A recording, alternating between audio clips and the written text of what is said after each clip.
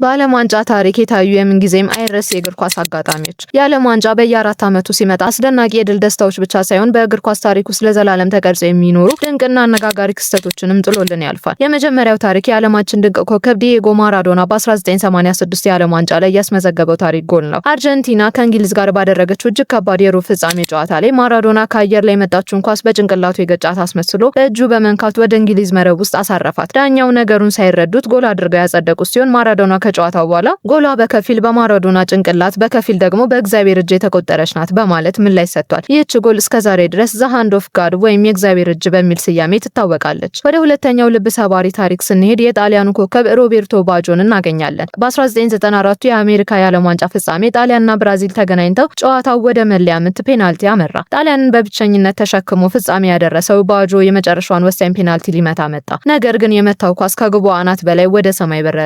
ብራዚል ዋንጫውን ስታከብር ባጆ ግን አንገቱን ደፍቶ እጁን ወገቡ ላይ አድርጎ ለደቂቃዎች ሳይንቀሳቀስ በሜዳው መሃል ደርቆ ቀረ። ይህ ክስተት ዘማን ሁ ዳይድ ስታንዲንግ ወይም ቆሞ የሞተው ሰው በሚል ስያሜ የዓለም ዋንጫ ትልቁ የሀዘን ምልክት ሆኖ ይኖራል። ሶስተኛው ክስተት በ2006 የጀርመን ዓለም ዋንጫ ፍጻሜ ላይ የተከሰተ ፍጹም አስደንጋጭ ክስተት ነው። የፈረንሳዩ ድንቅ መሪ ዚነዲን ዚዳን የመጨረሻ የብሔራዊ ቡድን ጨዋታውን እያደረገ ነበር። ነገር ግን በጭማሪ ሰዓት ላይ የጣሊያኑን ተከላካይ ማርኮ ማታራዚን የዚዳንን እህት በመሳደብ ትንኮሳ ፈጠረበት። ዚዳንም ስሜቱን መቆጣጠር አቅቶት ዞር በማለት ማታራዚንን ደረቱ ላይ በቴስታ በኃይል ገጭቶ መሬት ላይ ጣለው። ዚነዲን ዚዳን በቀይ ካርድ ከሜዳ ሲባረር ዋንጫውን አልፎት ወደ መልበሻ ክፍል ሲያመራ የታየበት ያ ምስል የእግር ኳስ ዓለምን ለዘላለም ያስቆጣና ያሳዘነ አይኮኒክ ቅጽበት ነው። በመጨረሻም ኤሎኮ ወይም እብዱ ሰው በሚል ቅጽል ስም የሚታወቀውን የኮሎምቢያውን ግብ ጠባቂ ሬኒ ሂጊታንን እናገኛለን። ሂጊታ በሜዳ ውስጥ በሚያሳየው እብድ የመጫወት ስልቱና ከግቡ እየወጣ እስከ መሃል ሜዳ ድረስ ኳስ በማሳደድ ይታወቃል። በተለይ ወደ ግቡ የመታውን ኳስ በተለመደው መንገድ በእጁ ከመያዝ ይልቅ ሰውነቱን ወደፊት በመወርወር በሁለት እግሮቹ ተረከዝ ወደ ኋላ በመምታት ያዳነበት